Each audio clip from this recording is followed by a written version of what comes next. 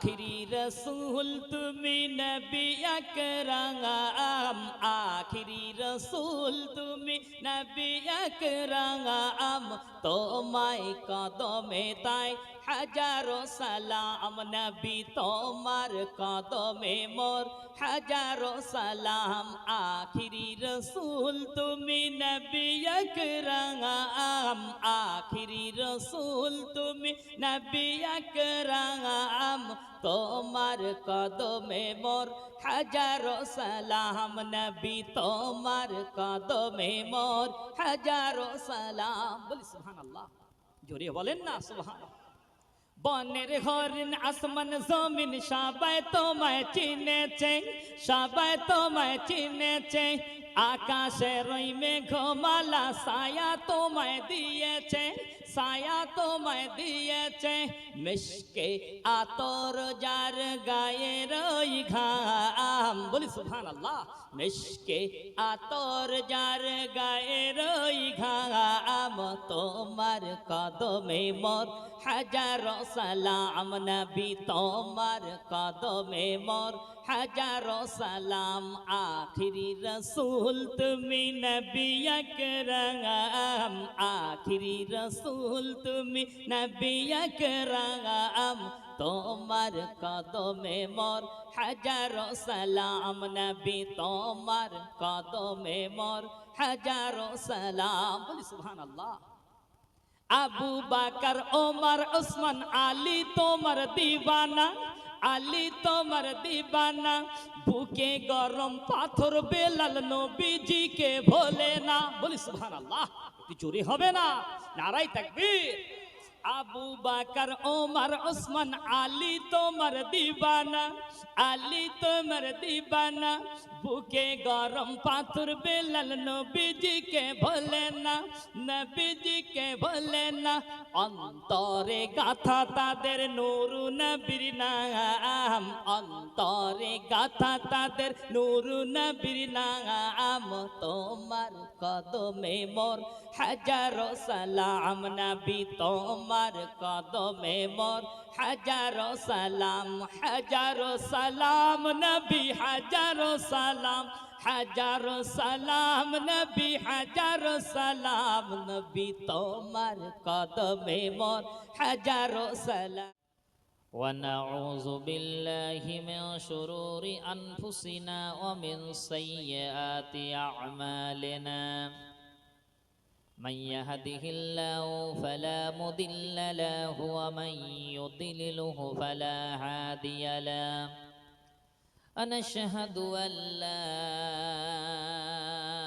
إله إلا الله وحده لا شريك له، ونشهد أن سيدنا وحبيبنا ومولانا محمدا صلى الله عليه وسلم عبده ورسوله صلى الله عليه وسلم، الذي أرسله بالحق بشيرا ونذيرا وداعيا إلى الله بإذنه وسراجا وقمرا منيرا، فقد قال الله تعالى في كلامه المجيد وفرقانه الحميد،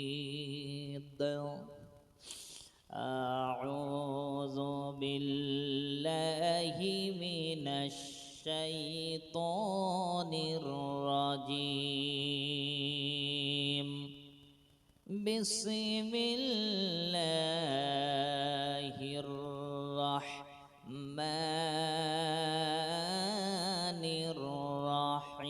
الرحيم، إن الله وملائكته يصلون على النبي، يا أيها الذين آمنوا صلوا عليه وسلموا تسليما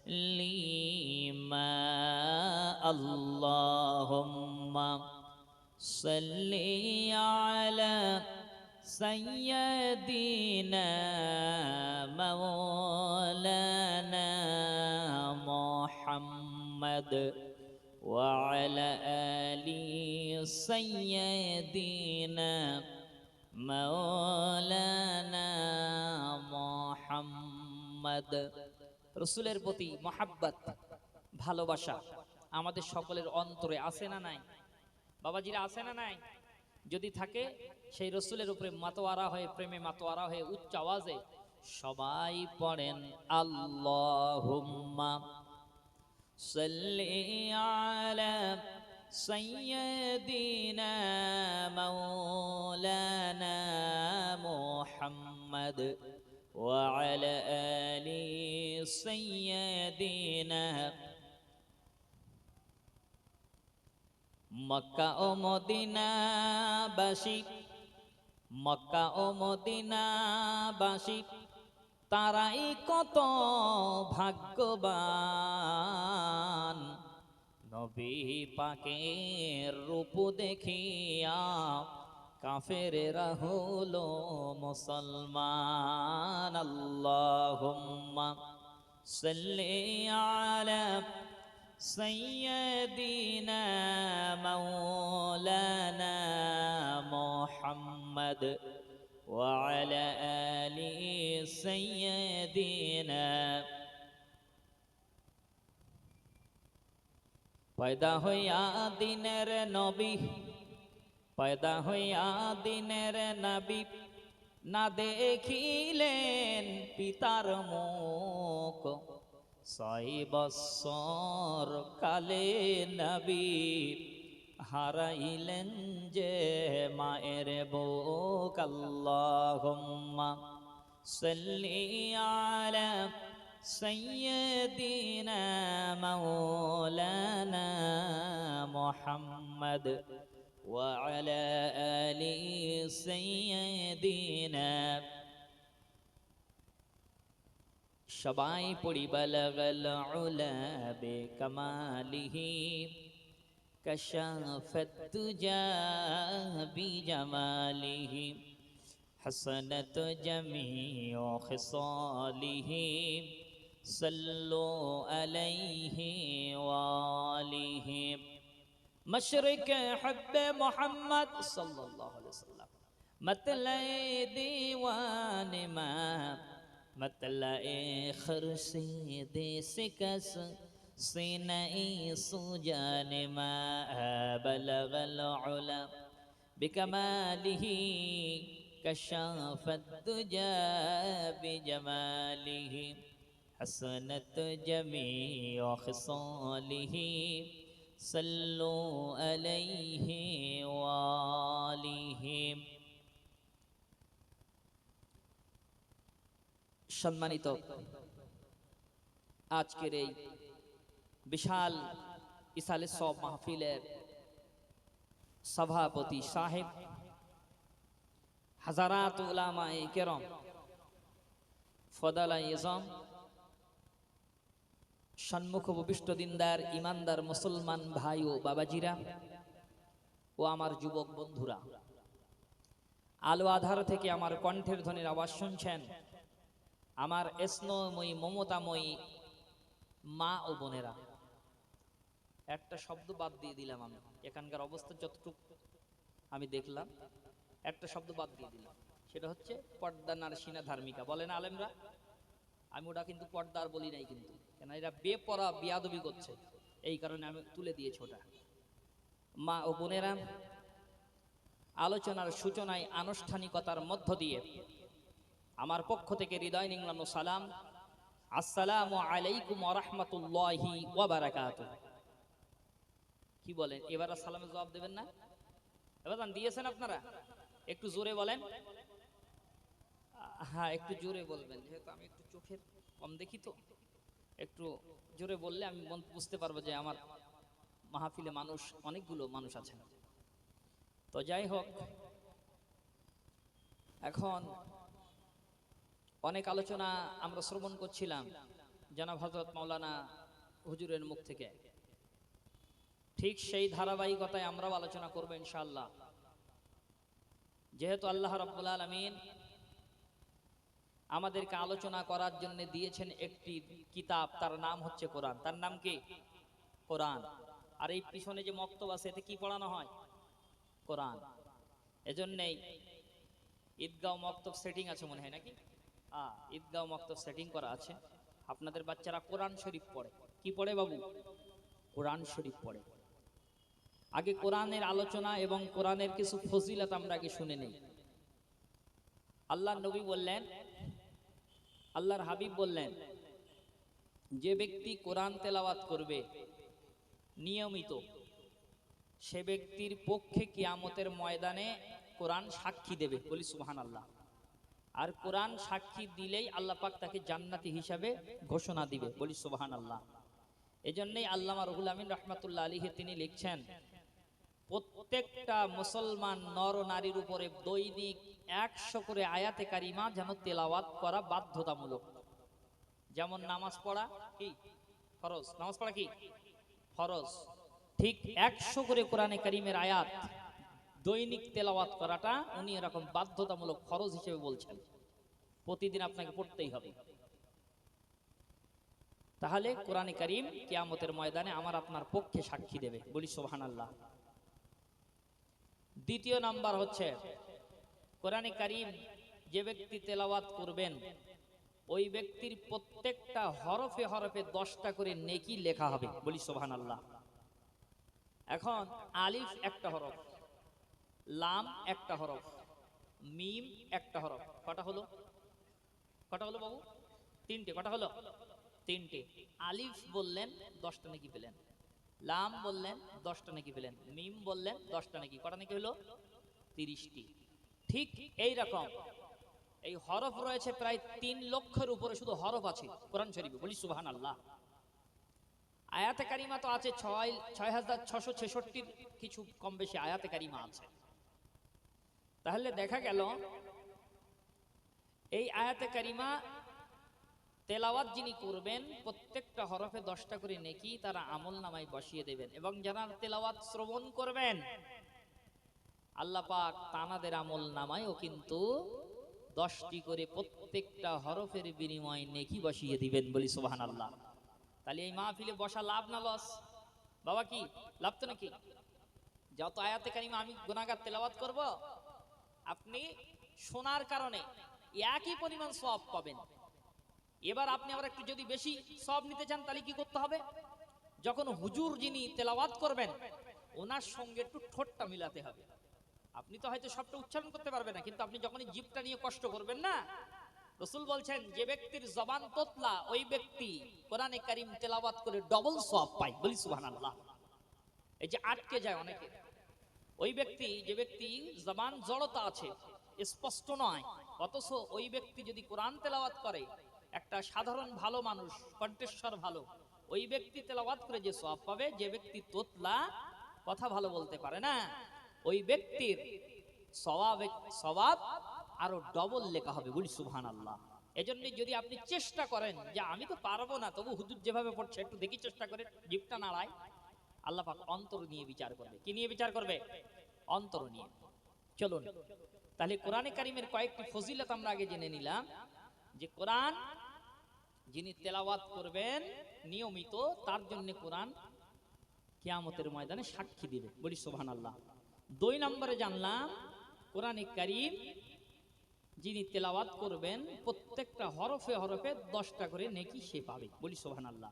যিনি তেলাওয়াত শুনবেন তিনিও একই পরিমাণে সওয়াব পাবেন। এবং আরেকটা 4র্থ নম্বরে আমরা শুনলাম যে যার জবান জড়তা আছে, যিনি তোতলা ভালো কথা বলতে পারেন না, এই ব্যক্তি কোরআনে কারীম তেলাওয়াত করলে যতটাই পড়বে প্রত্যেকটা হরফে হরফে তার ডবল সওয়াব হবে। বলি সুবহানাল্লাহ। এরপরে রাসূল বলেছেন, খায়রুকুম মান তাআল্লামাল কুরআনা ওয়া আল্লামা। আল্লাহর নবী বলেন পৃথিবীর জমিনে ওই ব্যক্তি উত্তম। বুখারী শরীফের 5027 নম্বর হাদিস, এটা বুখারীর হাদিস। আল্লাহর নবী বলেন ওই ব্যক্তি উত্তম কোন ব্যক্তি?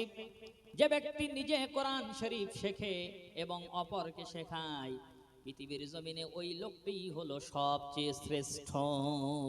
বলি সুবহানাল্লাহ। ওই ব্যক্তি শ্রেষ্ঠ যে ব্যক্তি কোরআনে কারীম নিজে পড়ে, শেখে এবং অপরকে পড়ায়। প্রিয় ভাইয়েরা, হাজী ইমদাদুল্লাহ মুহাজিরি মক্কি রহমাতুল্লাহ আলাইহি তিনি বেশি লেখাপড়া মাদ্রাসায় করেন নাই, বেশ কয়েকটি ক্লাস সরজমি পর্যন্ত তিনি পড়াশোনা করেছিলেন। তাবলিগ জামাতের বড় আকাবির হলো হাজী ইমদাদুল্লাহ মুহাজিরি মক্কি রহমাতুল্লাহ আলাইহি। এবার তিনি একদিন চিন্তা ভাবনা করলেন, আল্লাহ পাকের পরিচয় জ্ঞান লাভ আমার করা লাগবে। কিতাবে পড়লেন আল্লাহ। এবার চিন্তা করছেন এই আল্লাহ কি, এই আল্লাহ পাকের দেখতে কেমন, এই আল্লাহ পাকটা কি নাকি আমাকে একটু দেখা লাগবে, এনার পরিচয় আমার একটু বিস্তারিত জানা লাগবে। পড়াশোনা করে কিন্তু মনে শান্তি পায় না, শুধু মনে মনে হয় আল্লাহ পাক কেমন, আল্লাহ পাক কেমন দেখতে, আল্লাহ পাক কি নিয়ামত, আমি একটু আল্লাহকে যদি দেখতে পেতাম, আল্লাহর পরিচয়টা যদি একটু পেতাম। এই চিন্তা ভাবনা করে আর রাতের বেলা এই চিন্তা ভাবনা করতে ঘুমিয়ে পড়ে, চিন্তা ভাবনা করতে করতে ঘুমিয়ে পড়ে। এরপরে হঠাৎ করে একদিন স্বপ্ন দেখিয়ে দেওয়া হচ্ছে, ও হাজী ইমদাদুল্লাহ মুহাজির। সে সময় তো তিনি ছাত্র জীবন, হাজী হয় নাই। ওই সময় হাজী ইমদাদুল্লাহকে প্রশ্ন দেখানো হচ্ছে, ও ইমদাদুল্লাহ, তুমি চলে যাও, অমুক জঙ্গলে যাবে। ওই জঙ্গলের ভিতরে একজন ব্যক্তি থাকবে যার হাতের তলায় একটা তিল থাকবে। কি থাকবে বাবা? তিল থাকবে একটা হাতের তলায়। ওই ব্যক্তি তুমি সেখানে যাবে, তানার কাছে গিয়ে তুমি তানার সোহবতে থাকবে, তুমি ওখান থেকে তোমার রবের পরিচয় জ্ঞান লাভ করতে পারবে। স্বপ্নের ভিতরে ম্যাপ দেখে দেখিয়ে দিলেন। উনি পরের দিন সকালে কাউকে কিছু না বলেই উনি এবার ওনার যে কিতাবপত্রগুলো কিছু গুছিয়ে নিয়ে উনি এবার বার হয়েছে সেই ম্যাপ ধরে। প্রিয় উপস্থিতি, ম্যাপ ধরে এগিয়ে যাচ্ছে জঙ্গলের ভিতরে, গিয়ে দেখছে গভীর জঙ্গল। এরপরে জঙ্গলের ভিতরে যেতে যেতে দেখে একটা বেশ কুড়ি একটা ঘর, সেখানে একজন ব্যক্তি আছে আর কিছু বাচ্চাদেরকে নিয়ে তিনি কোরআনে কারীম আরবি থেকে শেখাচ্ছে। ওই সময় তানার সঙ্গে সালাম কালাম করলেন, মুসাফা করলেন।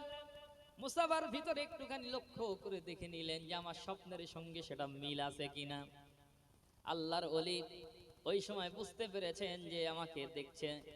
আল্লাহর ওলি বললেন, ও ইমদাদুল্লাহ, তুমি যে জন্য এসেছো, যা স্বপ্ন দেখেছো, এসো আমার ভিতরে সেটাই পাবে। বলি সুবহানাল্লাহ। ইমদাদুল্লাহ মুহাজিরি মক্কি রাহমাতুল্লাহ আলাইহি তিনি বলছে, আল্লাহ আমি কি স্বপ্ন দেখেছি তিনি জানলো কিভাবে? কিভাবে জানলো? আচ্ছা ঠিক আছে, থাকি না কিছুদিন আছেন। বেশ কিছুদিন থাকার পরে ওনার আচার আচরণ দেখছেন, জিকির আজকার তিনি দেখছেন, রাতের বেলা তাহাজ্জুদ দেখছেন। আর কি সকাল বেলা করে দূর থেকে গ্রামের দিক দিয়ে যেন কিছু বাচ্চারা চলে আসে, উনি ওই সময় তাদেরকে নিয়ে কোরআন তেলাওয়াত শেখায়, আরবি থেকে পড়ায়, কাউকে আম্মা পারা পড়ায়, কাউকে কোরআন তেলাওয়াত করায়। ওই সময় হাজী ইমদাদুল্লাহ মুহাজিরি মক্কি রাহমাতুল্লাহ আলাইহির মনে একটা ওয়াসওয়াসা দিয়ে দিল নফস শয়তান, এ হাজী ইমদাদুল্লাহ, তুমি যে নিয়ত করে এসেছো তোমার নিয়ত পূরণ হবে না। কেননা দেখো, তুমি তো বেশ কয়েকটি ক্লাস তুমি মাদ্রাসায় পড়াশোনা করেছো সরজমি পর্যন্ত, আর এই যিনি আছে এখানে এই মানুষটি দেখো একদম গোড়া থেকে বাচ্চাদেরকে শেখায়, কোরআন তেলাওয়াত শেখায়, তুমি তো এর চেয়ে বেশি জানো। শয়তানের যে কাজ, কি বলেন, কার যে কাজ? শয়তানের যে কাজ, যে তুমি তো এর চেয়ে বেশি জানো, তুমি এখানে রয়েছ কেন বেকার? ওই সময় হাজী ইমদাদুল্লাহ মুহাজিরি মক্কির নফসের খায়েশে পড়ে গেলেন, শয়তানের দাগায় পড়ে গেছে। চিন্তা করছে, না আমার মনে হয় ভুল হচ্ছে, সত্যি তো যিনি বাচ্চাদেরকে আলিফ বা তা সা এখান থেকে শেখায়, সে আর আমাকে কি শিক্ষা দেবে, কিভাবে আমার রবের পরিচয় বলবে? আল্লাহর ওলি হযরত নূর মোহাম্মদ ঝঞ্ঝানবী রাহমাতুল্লাহ আলাইহি ওনার নাম। বুঝতে পেরেছে ইমদাদুল্লাহর মনে শয়তান দাগা দিয়েছে। ওই সময় দেখা গেল কি হযরতে নূর মোহাম্মদ ঝঞ্ঝানবী রাহমাতুল্লাহ আলাইহি তিনি বললেন, ও হাজী ইমদাদুল্লাহ, ও বাবা ইমদাদুল্লাহ, তুমি চিন্তা করছো যে আমি তো এনার চেয়ে অনেক বড়, তাই তো? মনে মনে এটাই তোমার মনে হয়? ইমদাদুল্লাহ হুজুর মনে করছে তাই তো, আমি যে মনে মনে এটা পরিকল্পনা করছি কিভাবে বুঝতে পারে? জোরে বলেন সুবহানাল্লাহ। কিন্তু আল্লাহর ওলিদের তো আল্লাহ পাক একটা আলাদা স্পেশাল লুকিং গ্লাস আল্লাহ পাক দিয়ে দেয়। যেমন কিনা বাসের যেমন সাইডে একটা লুকিং গ্লাস থাকে, গাড়ি সামনের দিকে চলে অথচ পিছন দিয়ে কি আসছে না আসছে ড্রাইভার দেখে কি দেখে না? দেখে কি দেখে না? দেখে তো নাকি? দেখে, লুকিং গ্লাসে দেখা যায়। আল্লাহর পাকের যারা মাহবুব হয়ে যায় আল্লাহ রাব্বুল আলামিন তাদের একটা অন্তরের চোখ খুলে দেয়। বলি সুবহানাল্লাহ। যখনই আপনি কোন কামেল ওলির সামনে যেয়ে বসবেন, যেমন কিনা হাত পা যদি ভেঙে যায়, এক্সরে মেশিন যখন ধরা হয়, কোন হাতটা ভেঙেছে, কোন কোমরের কোন হিপ জয়েন্ট ছাড়িয়েছে, সাথে সাথে মেশিন এমনি করে বলে দিতে পারে। পারে না? পারে না? অথচ ডাক্তার আইডিয়া করেও পাচ্ছে না, অথচ মেশিন কিন্তু বলে দিচ্ছে, এক্সরে প্লেট বার করে দিচ্ছে, এখান থেকে এইটা ছাড়িয়ে গেছে। এইটা যদি দুনিয়ার বিজ্ঞানের তৈরি করা এই মেশিন, কার তৈরি করা? এ বাবা, এক্সরে প্লেট মেশিন কার তৈরি করা? বিজ্ঞানের তৈরি তো। কার তৈরি করা? বিজ্ঞানের তৈরি করা মেশিন। এই মেশিনে যদি এইরকম জিনিস ধরে দিতে পারে, কোথায় হাড্ডি চুরিয়ে গেছে, ভেঙে গেছে, দুনিয়ার এই মেশিন যদি ধরে দিতে পারে, এই বিজ্ঞানের মাথায় বুদ্ধি দিয়েছে আল্লাহ। কে দিয়েছে? বিজ্ঞানের জ্ঞান দিয়েছে কে? আল্লাহ। আল্লাহ পাক বলেন, ওয়ামা উতিতুম মিনাল ইলমি ইল্লা কালিলা। আল্লাহ পাক বলেন, আমি তোমাদেরকে সামান্যতম জ্ঞান দিয়েছি। এই সামান্যতম জ্ঞানের ঠেলাই বিজ্ঞান আজকে এত সুন্দর স্যাটেলাইট, এত সুন্দর মোবাইল মেশিন আবিষ্কার করেছে। আল্লাহ বলেন, এই সামান্যতম জ্ঞানের ঠেলা দিয়ে বিজ্ঞান যদি এরকম মোবাইল আর মেশিন এবং জিপিএস, এরকম সিসি ক্যামেরা, এমনি করে স্যাটেলাইট, এমনি করে এক্সরে প্লেট মেশিন যদি বার করে দিতে পারে, আমি হলাম অসীম জ্ঞানরাশির মালিক, আমি রব্বুল আলামিন। তাহলে আমার ওলি বান্দাদেরকে কেন অন্তরের চোখটা দিয়ে তাদের সামনের মানুষ কি বলতে চাইছে না বলতে চাইছে তাদেরকে এই হিকমত আমি রব্বুল আলামিন দিয়ে থাকি। বলি সুবহানাল্লাহ। আল্লাহর ওলি বুঝতে পেরেছেন যে হাজী ইমদাদুল্লাহর মনে এরকম ওয়াসওয়াসা মারছে, কেন? তার সামনে আছে তো।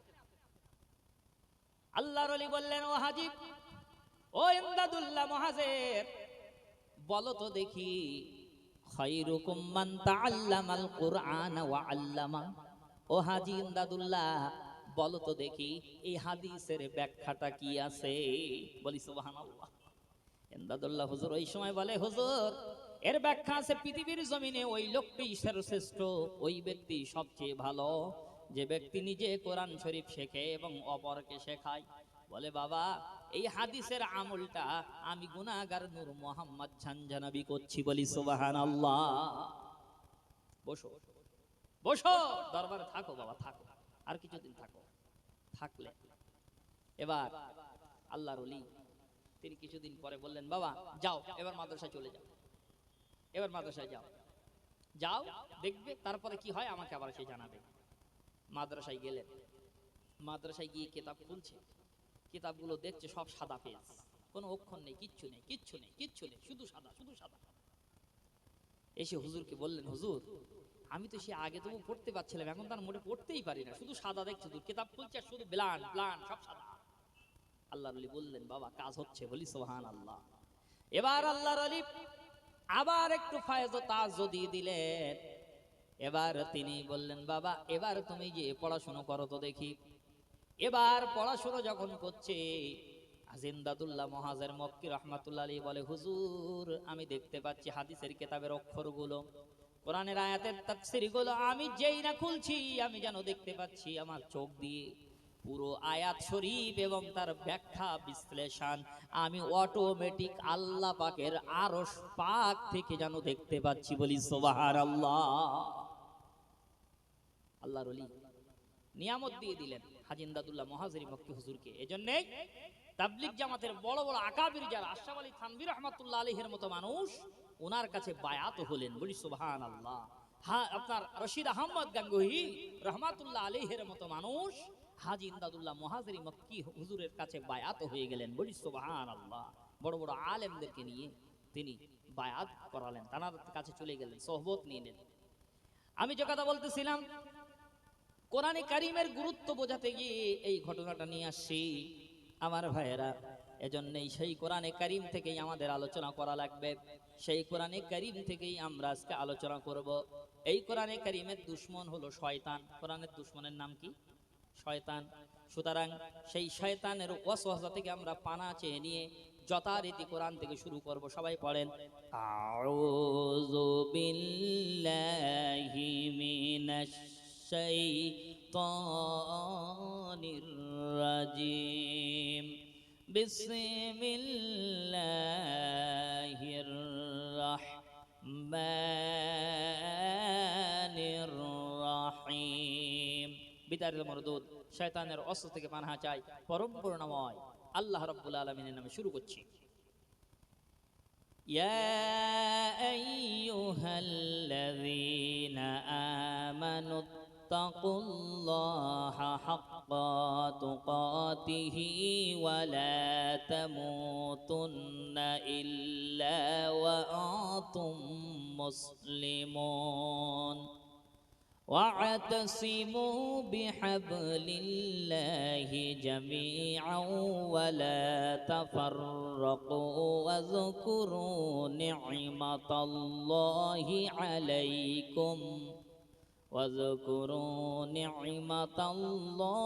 عليكم إذ كنتم أعداء فألف بين قلوبكم فأصبحتم بنعمته إخوانا وكنتم على شفا حفرة من النار فأنقذكم منها كذلك يبين الله لكم آياته لعلكم تهتدون ولتكن منكم أمة يدعون إلى الخير ويأمرون بالمعروف وينهون عن المنكر أولئك هم المفلحون صدق الله العظيم بل صدق الله العظيم وقال رسول الله صلى الله عليه وسلم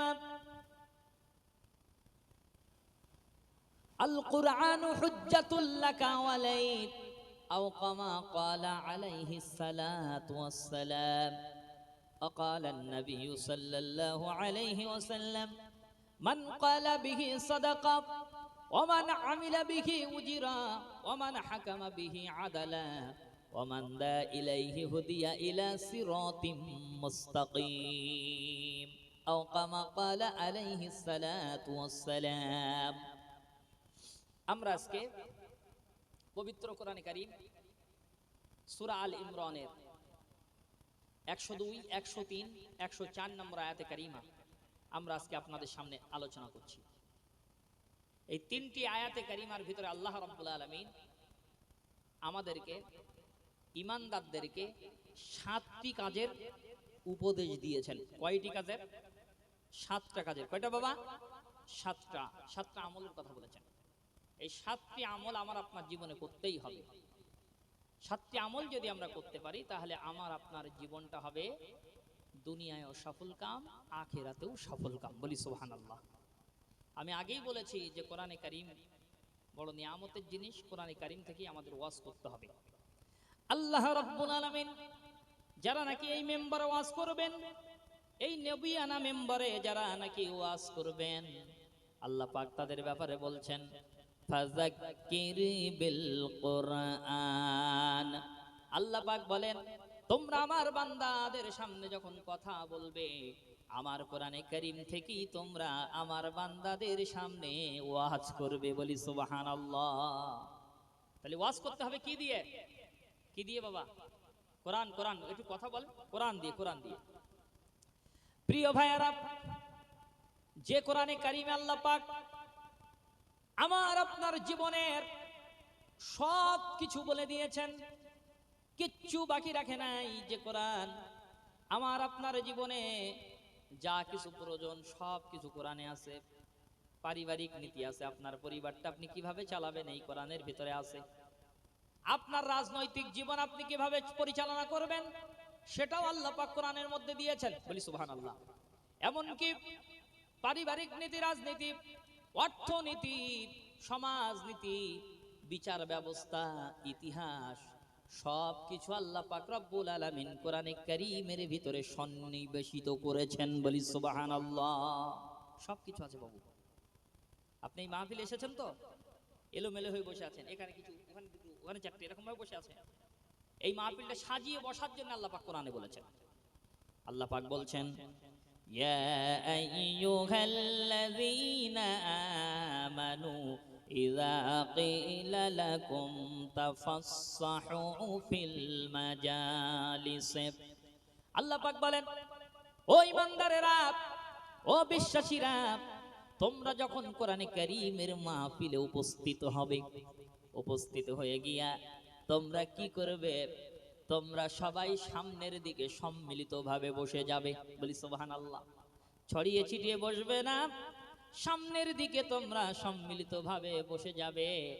দুনিয়ায় যদি এই আমলটা তোমরা করে আসতে পারো, কিয়ামতের ময়দানে তোমরা যখন জান্নাতে চলে আসবে, আমি রব্বুল আলামিন জান্নাতের ভিতরে তোমাদের জন্য সামনের দিকে তোমাদের জায়গার ব্যবস্থা করে দেয়া হবে। বলি সুবহানাল্লাহ।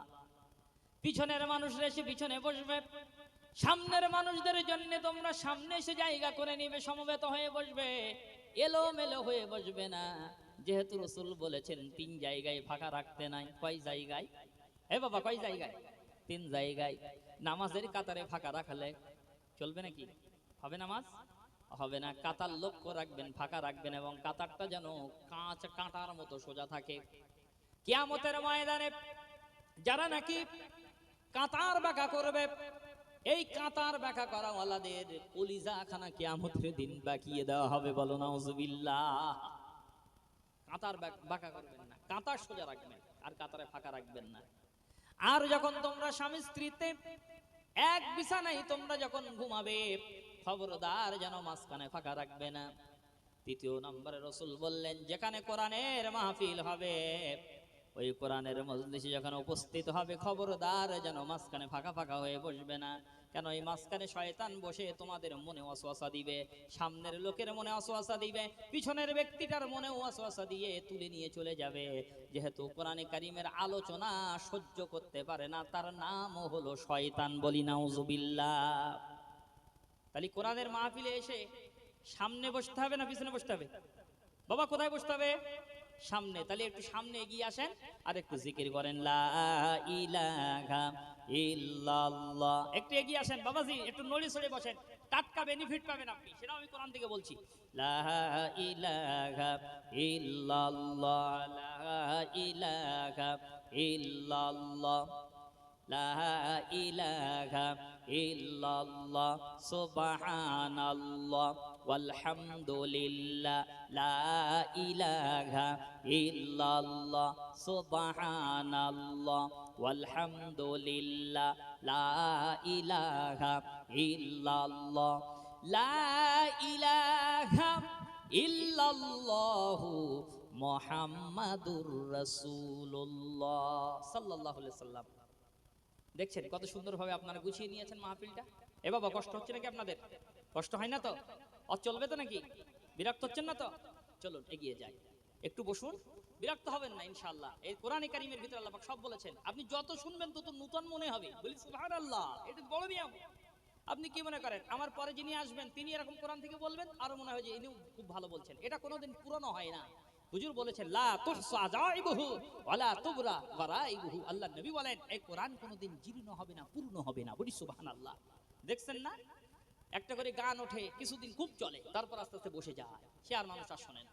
কিন্তু কোরআনে কারীম যখন সূরা ফাতিহা তেলাওয়াত করা হয়, ইমাম সাহেব প্রত্যেকদিন পড়ে। কোনোদিন কি বলেছি ওই হুজুর আজকে সূরা ফাতিহা পড়লে হবে না? বলছি কোনোদিন? বলেছি না।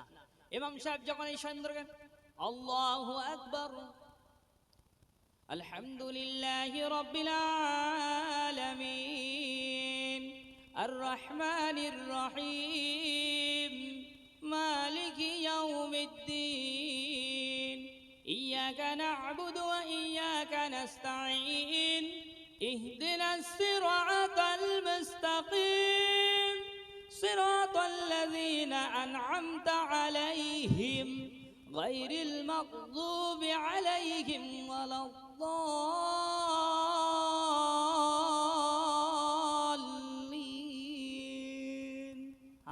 আমিন। কি বলেন, ভালো লাগে না? কোনদিন মনে হয় না যে এই হুজুর যেন এই সূরাটা না পড়ে, এরকম কোনদিন মনে হয়েছে নাকি? কোনদিন হয় না। প্রিয় ভাইরা, এজন্য আল্লাহ পাক বলছেন এটা নূতন, তোমরা যত শুনবে তত মধুর লাগবে। বলি সুবহানাল্লাহ। টাটকা বেনিফিট পাবেন আপনি। আমি আপনাকে বলেছিলাম বিশ্বনবী সাল্লাল্লাহু আলাইহি ওয়াসাল্লাম তিনি এশার প্রত্যেক ওয়াক্তের ফরজ নামাজ পড়তেন যেখানে দাঁড়িয়ে। যেই না নামাজ শেষ হয়ে যেত, সুন্নাত নফলটা আমার হুজুর কখনো বাড়িতে পড়তেন, কখনো আবার একটু মসজিদে দাঁড়িয়ে এখান সাইডে দাঁড়িয়ে পড়তেন। যেমন আমরা ফরজ নামাজ পড়ি যে কাতারে, সুন্নাত নফল একটু পিছন দিকে এসে পড়ি কিনা? পড়েন তো আপনারা? পড়বেন, এটা রাসূলের সুন্নাত। বিশ্বনবীকে জিজ্ঞাসা করা হলো, ইয়া রাসূলুল্লাহ, ইয়া হাবিবাল্লাহ, হুজুর আপনি যদি বিয়াদবি না মনে করেন একটা কথা জিজ্ঞাসা করতাম। আল্লাহর নবী বললেন, সাহাবীরা রে, ইন্নামা বুইসতুম মুআল্লিমান, আমি পৃথিবীর জমিনে তোমাদের সকলের জন্য শিক্ষক হিসেবে প্রেরিত হয়েছি। বলি সুবহানাল্লাহ। একটা করে হাজার প্রশ্ন করতে পারো, অ্যানসার দেওয়ার জন্য তো আমি রাসূল পাক সাল্লাল্লাহু আলাইহি সাল্লাম এসেছি।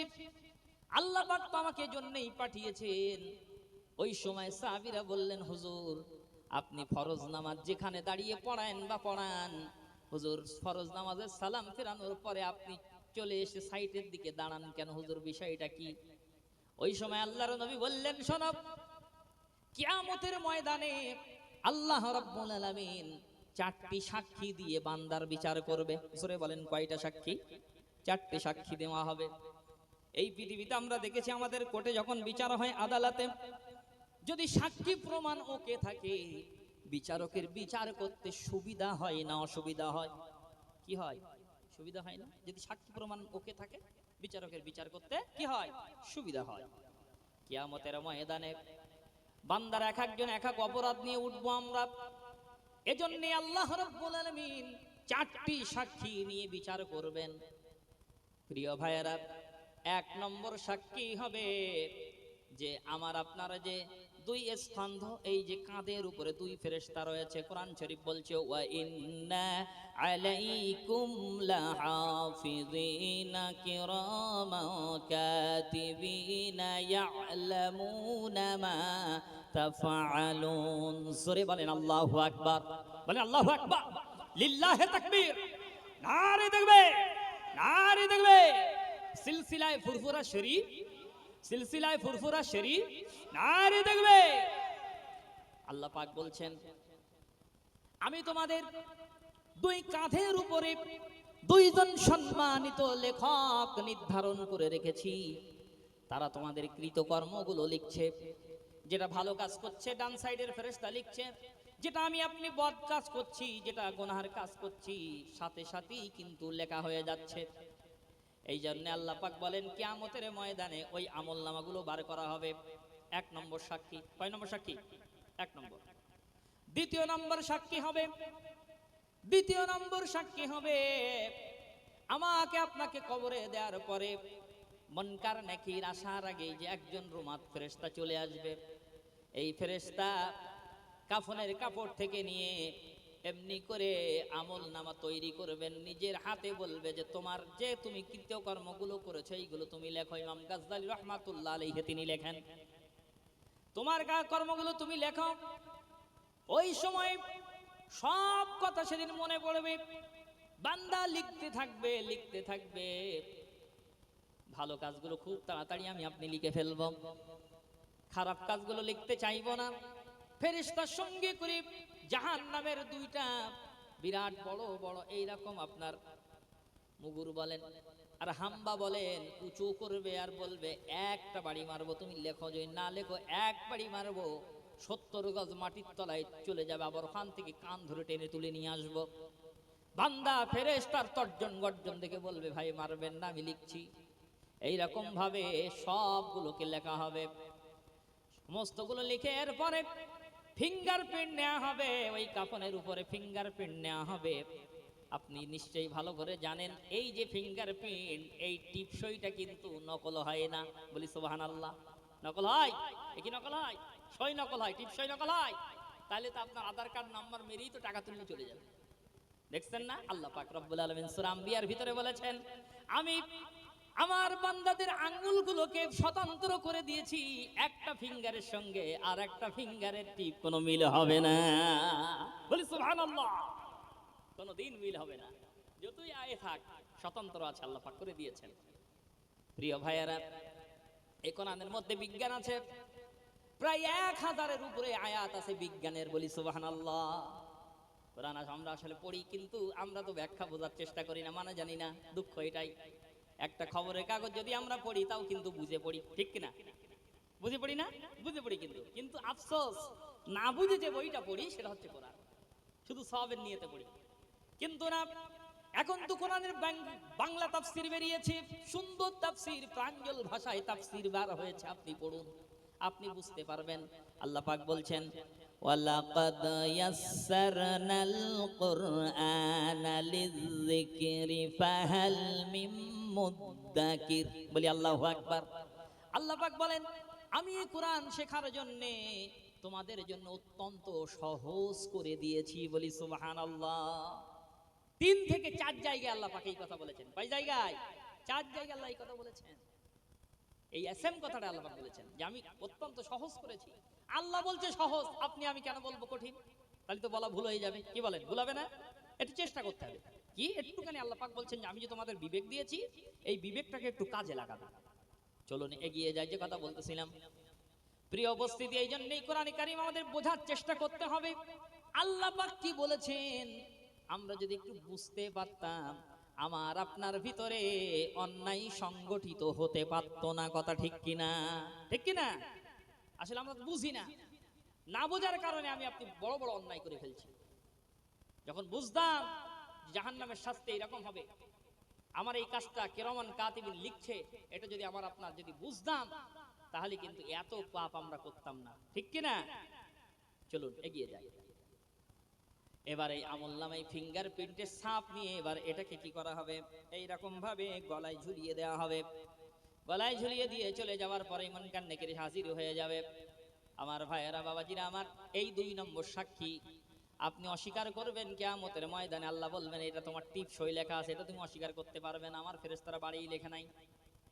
এরপরে 3য় নম্বর সাক্ষী হবে, যে জমিনে দাঁড়িয়ে আমি আপনি অন্যায় করেছিলাম বা ভালো কাজ করেছিলাম, এই জমিন কিয়ামতের ময়দানে আল্লাহ পাকের সামনে সেদিন বলে দিবে।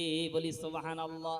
কোরআন শরীফ বলছে, ওয়া আখরাজাতিল আরদু আসকালাহা ওয়া ক্বালাল ইনসানু মা লাহা ইয়াউমাইযিন তুহাদ্দিসু আখবারাহা বিআন্না রাব্বাকা আওহা লাহা। জোরে বলেন আল্লাহু আকবার। আল্লাহ পাক বলেন সেদিন জমিনের ভিতরে কিয়ামতের ময়দানে জমিনের তলায় যা কিছু আছে সব কিছু উদ্গীরণ করে দেবে, বার করে দেবে। ওই সময় এই জমিনের নিচে আছে অসংখ্য খনিজ সম্পদ, অসংখ্য তেল, অসংখ্য সোনা ডায়মন্ড, সব আল্লাহ পাক এই জমিনের নিচে রেখেছেন। সেদিন সেগুলো বার করে দেবেন।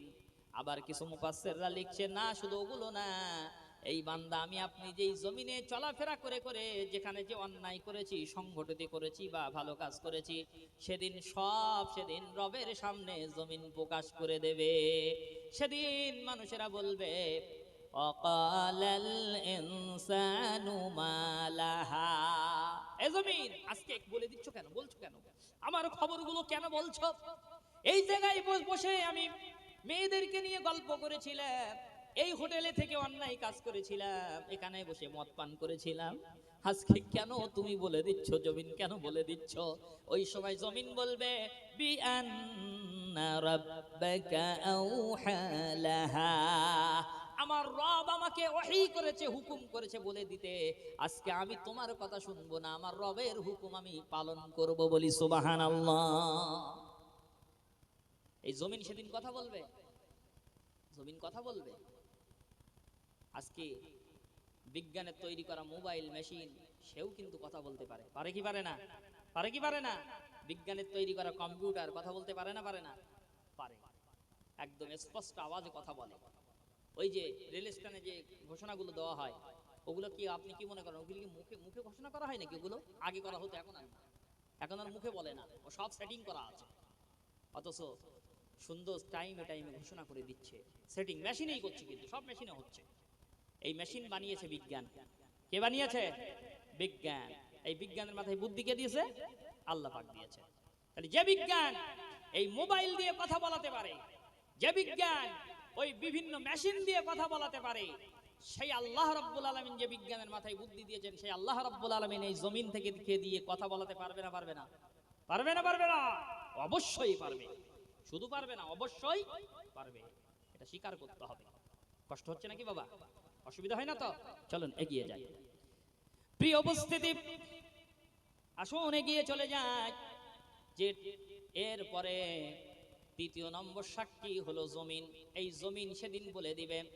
এবার আপনি যেই মাহফিলে এসে পিছনে বসেছিলেন, বিশ্ব নবী বলেন আমি এই কারণে আমি নামাজ, ফরজ নামাজ এক কাতারে দাঁড়িয়ে পড়ি, সুন্নাত নফলগুলো আর একটা জায়গায় দাঁড়াই, যাতে কিয়ামতের ময়দানে জমিন যেন বলে আল্লাহ, আল্লাহ নবী মুহাম্মদ সাল্লাল্লাহু আলাইহি সাল্লাম এখানে ফরজ নামাজ পড়িয়েছিল, এখানে পড়েছিল, আবার সুন্নাত এখানে পড়েছিল আল্লাহ, এরকম ভাবে জমিন যেন চতুর্দিক দিয়ে আমার সেজদা যে আমি দিয়েছি এই সাক্ষীটা দেয়।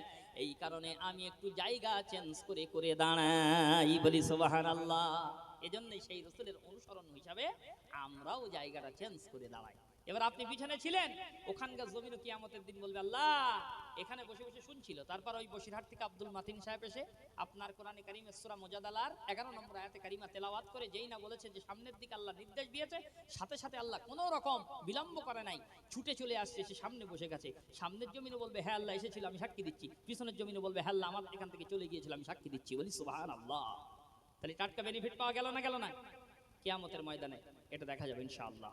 সব ভিডিও রেকর্ড করা হচ্ছে, এখানে সমস্ত কিছু রেকর্ড হচ্ছে, যেমন আমার বক্তব্য রেকর্ড হচ্ছে, ওই রকম সব রেকর্ড করা হচ্ছে আল্লাহর তরফ থেকে। প্রিয় ভাইয়েরা, চলুন এগিয়ে যাই। আল্লাহ পাক রব্বুল আলামিন এই রকম ভাবে জমিনের কাছ থেকে সাক্ষী নিয়ে আল্লাহ পাক বিচার করবেন। চতুর্থ নম্বর সাক্ষীটা একটু বলি, যে আয়াতে কারিমা হুজুর পড়ছিলেন আমার আগে, আল-ইয়াউমা নাখতিমু আলা আফওয়াহিহিম ওয়া তুকাল্লিমুনা আইদিহিম ওয়া তাশহাদু আরজুলুহুম বিমা কানু ইয়াকসিবুন। সূরা বলেন আল্লাহু আকবার। আল্লাহ পাক বলেন সেদিন যারা নাকি বেশি বাড়াবাড়ি করবে তাদের জবান বন্ধ হয়ে যাবে, জবান দিয়ে তারা কথা বলতে পারবে না। ওই সময় তাদের হাত কথা বলবে, হাত বলবে আমাকে দিয়ে অবৈধ নারী স্পর্শ করেছিল, আমাকে দিয়ে সুদের টাকাটা গুনে নিয়েছিল, আমাকে দিয়ে মদের বোতলটা ধরেছিল, আমাকে ধরে এমনি করে এই কাজটা করেছিল। হাত কথা বলবে। আবার বলবে, হাত বলবে আল্লাহ আমাকে দিয়ে কোরআন ধরেছিল, আমাকে ধরে হুজুরের হাত কানা ধরে স্টেজে মেম্বারে তুলে দিয়েছিল। এইরকম ভাবে হাত কথা বলবে, পাও কথা বলবে, এমনকি গায়ের চামড়া খানা কথা বলবে। আল্লাহ বলেন সেদিন ওই সাক্ষীগুলোকে আমি সাক্ষী হিসাবে হাজির করে বান্দা বান্দির বিচার করে দেব, বলি সুবহানাল্লাহ। প্রিয় ভাইরা, চলুন এগিয়ে যাই। আল্লাহ পাক আমাদেরকে 7টি কাজের কথা বললেন। কয়টা কাজের? কয়টা কাজের? 7টা কাজের। একটু দরুদ শরীফ পড়ি। আল্লাহুম্মা সাল্লি আলা, একটু পানি খাবো, বোতলে খাবো না ভাই, আমি বোতলে পানি খাই না, একটু গ্লাস দিতে হবে। ওয়া আলা আলি সাইয়্যিদিনা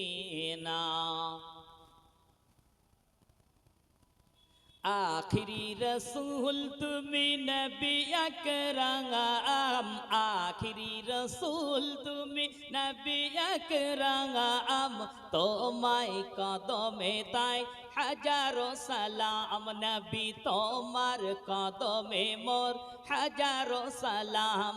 আখিরি রসুল তুমি নবী আকরাম, আখিরি রসুল তুমি নবী আকরাম, তোমার কদমে মোর হাজারো সালাম, নবী তোমার কদমে মোর হাজারো সালাম। বলি সুবহানাল্লাহ, জোরে বলেন না সুবহানাল্লাহ। বনের হরিণ আসমান জমিন সবাই তোমায় চিনেছে, সবাই তোমায় চিনেছে, আকাশের ওই মেঘমালা ছায়া তোমায় দিয়েছে, ছায়া তোমায় দিয়েছে, মিশকে আতর যার গায়ের ওই ঘাম। বলি সুবহানাল্লাহ। মিশকে আতর যার গায়ের ওই ঘাম, তোমার কদমে মোর হাজারো সালাম, নবী তোমার কদমে মোর হাজারো সালাম। আখিরি রসুল তুমি নবী আকরাম, আখিরি রসুল তুমি নবী আকরাম, তোমার কদমে মোর হাজারো সালাম, নবী তোমার কদমে মোর হাজারো সালাম। বলি সুবহানাল্লাহ।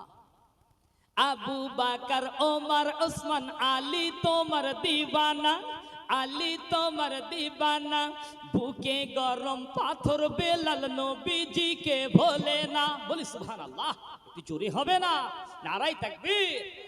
আবু বাকর ওমর ওসমান আলী তোমার দিবানা, আলী তোমার দিবানা, বুকে গরম পাথর বেলাল নবীজিকে ভোলে না, নবীজিকে ভোলে না, অন্তরে গাথা তাদের নূর নবীর নাম, অন্তরে গাথা তাদের নূর নবীর নাম, তোমার কদমে মোর হাজারো সালাম, নবী তোমার কদমে মোর হাজারো সালাম, হাজারো সালাম নবী হাজারো সালাম, হাজারো সালাম নবী হাজারো সালাম, নবী তোমার কদমে মোর হাজারো সালাম, নবী তোমার কদমে মোর হাজারো সালাম। আল্লাহুম্মা